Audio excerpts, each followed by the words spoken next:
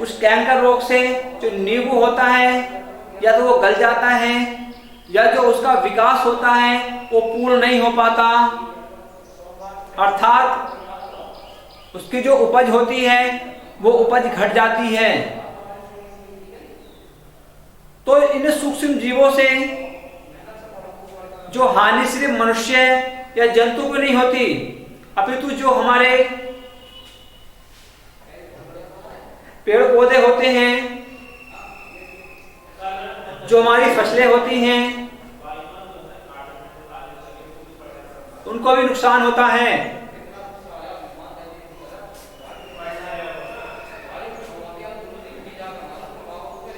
इस प्रकार भिंडी के अंदर जो आपकी भिंडी होती है, उसी भिंडी के अंदर या उसके पत्तियों पर एक पीत रोग उत्पन्न हो जाता है, यानी कि भिंडी का जो पत्ता है वो पीला पड़ने लगता है। जब पत्ता पीला पड़ेगा तो क्या होगा, यानी कि उससे जो आपका पौधा है उस पौधे की वृद्धि रुक जाती है, और वृद्धि रुकने से क्या होता है, उसके ऊपर जो फल है वो कम मात्रा में बनता है या बनता ही नहीं है। तो इससे क्या होता है, इससे हमारे जो भिंडी की फसल है उसमें नुकसान होता है। इनसे यानी कि हमारी फसलों को इन रोगों से बचाने के लिए जो आपके कीटनाशक दवाएं आती हैं उनका छिड़काव हमें समय समय पर कर देना चाहिए। अब देखिए, मैं एक टेबल बना रहा हूं।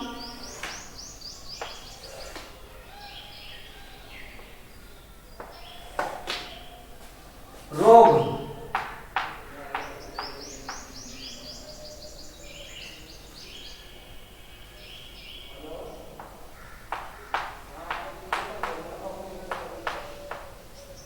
रोग का सूक्ष्म जीव,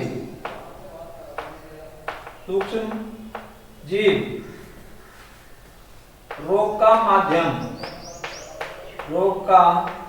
माध्यम,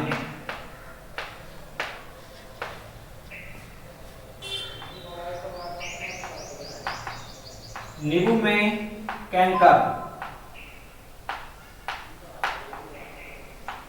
नींबू के अंदर जो कैंकर रोग होता है जीवाणु द्वारा होता है। फैलता किससे है, वायु के द्वारा।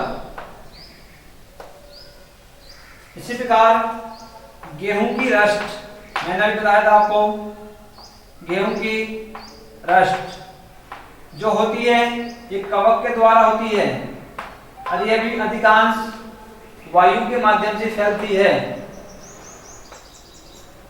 जो आपकी भिंडी होती है, भिंडी की पीत, यानी कि भिंडी की जो पीत होती है इससे, तो ये भी किसके द्वारा फैलती है, जीवाणु के द्वारा। और इसका माध्यम क्या होता है, वायु। ठीक है, जीवाणु के और कवक दोनों के द्वारा फैल सकती है। तो ये रोग होते हैं, नींबू में कैंकर रोग अभी बताया है, इनको नोट कर सकते हैं, एक बार इनको देख लो।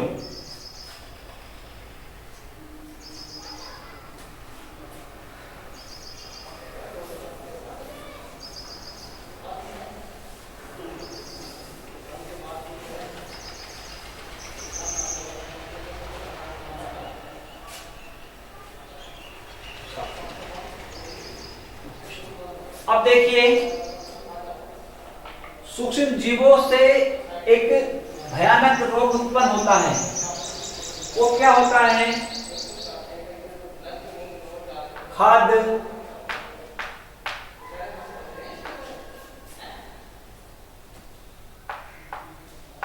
विषाक्तन, खाद्य विषाक्तन या फूड पॉइजनिंग इसको बोलते हैं इंग्लिश में।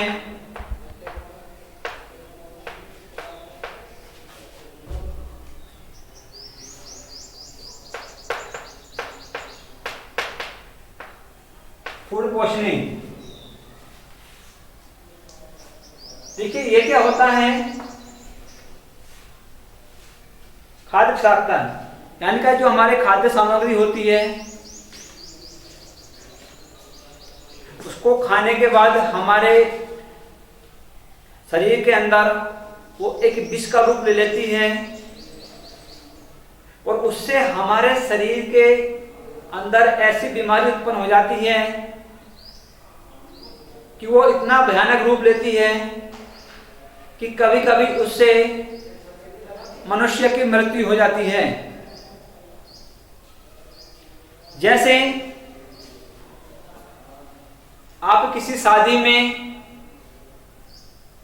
या पार्टी में गए, वहां आपने खूब जम के एंजॉय करा, खाना खाया, गरम खाना भी खाया, ऊपर से ठंडी कोल्ड ड्रिंक पी, गरम रसगुल्ले खाए, ठंडा बर्फ भी खाया। तो ऐसे जब विभिन्न प्रकार के भोजन जब हम करते हैं तो उस भोजन करने से उस भोजन के करने से हमारे शरीर के अंदर वो जो भोजन होता है तो वो एक यानी का जहरीला भोजन बन जाता है और वो खाद्य सामग्री जो हमारे लिए यूजफुल थी, जो हमारे लिए बहुत उपयोगी थी, जिसको हमने बड़े शौक से खाया, जो हमें बहुत स्वादिष्ट लग रहा था, तो वही खाद्य सामग्री हमारे लिए एक विष बन जाती है, जहर बन जाती है और उसको ही हम खाद्य विषाक्तन या फूड पॉइजनिंग कहते हैं। आपने कभी नोट भी करा होगा, किसी शादी में आप गए तो आपके पेट के अंदर आपके अंदर खट्टी खट्टी डकारें आ रही हैं, आपको कुछ भी खाने का मन नहीं करा, आप दावत खाए खाए आपको अंदर कि आपको उल्टी आने लगी या आपके पेट के अंदर एसिडिटी हो गई, अम्लता बढ़ गई, आपके पेट के अंदर गर्मी उत्पन्न हो गई। तो ये सब जो होता है, ये जो हम विभिन्न प्रकार के भोजन करते हैं, ठंडा खाया, ऊपर से गर्म वस्तु खा ली, जो भी खाद्य सामग्री की थी, गर्म खाई ठंडी खा ली, तो हम जो विभिन्न प्रकार के भोजन करते हैं तो वो जो भोजन होता है तो हमारे शरीर के अंदर जो पाचक रस उत्पन्न होते हैं, वो पाचक रस उस भोजन को पचा नहीं पाते। आपके जितने भी आयुर्वेदिक चार्य हैं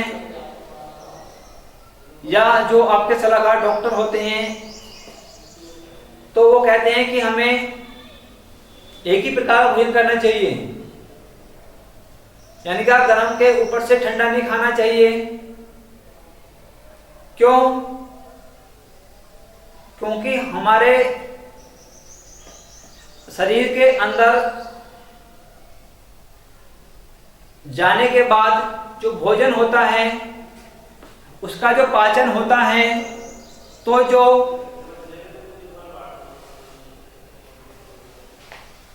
पाचन के लिए जो हमारे शरीर से, जो हमारे आमाशय अंदर या पेट के अंदर जो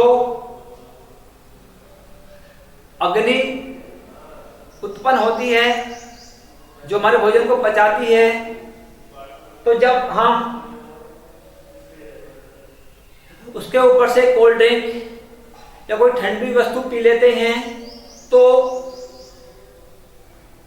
उससे क्या होता है, तो जो ऊष्मा है जो पेट के अंदर उस भोजन को पचाने के लिए उत्पन्न होती है, तो वो क्या होती है, वो खत्म हो जाती है। अब खत्म होने के बाद जो भोजन है वो सही तरीके से पचता नहीं है वो भोजन हमारे पेट के अंदर सड़ता है और सड़ने से सिर्फ रोग उत्पन्न होते हैं। एसिडिटी यानी कि हमारे पेट के अंदर जो या हमारे जो आमाशय के अंदर जो HCl यानी कि हाइड्रोक्लोरिक जो अम्ल होता है उसकी मात्रा बढ़ जाती है और उसकी मात्रा बढ़ने से एसिडिटी होने लगती है। इस समय खट्टी खट्टी डकारें, पेट खराब या ये चीज उत्पन्न हो जाती है। तो ये होता है आपका फूड पॉइजनिंग। अब इससे बचने के लिए हमें जो मैंने बताया है, यानी कि आपको पार्टी में या शादी में या कहीं भी जाने के बाद इन बातों का ख्याल रखना चाहिए।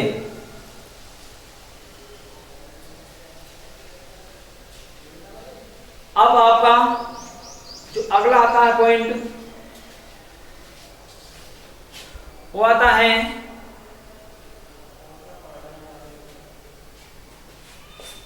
खाद्य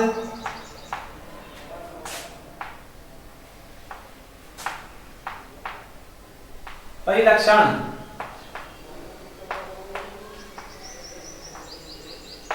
खाद्य परिलक्षण क्या है? यानी कि हम अपनी खाद्य सामग्री को किस प्रकार सुरक्षित रख सकते हैं, उसके क्या क्या तरीके हैं जो हमारी खाद्य सामग्री सुरक्षित रहे। इसके लिए मैं आपको जो आपकी नेक्स्ट वीडियो आएगी उसमें बताऊंगा इसके तरीके क्या हैं और इसका यानी कि जो हमारी खाद्य सामग्री है वो किस प्रकार सुरक्षित रह सकती है। इस वीडियो में आप इतना ही।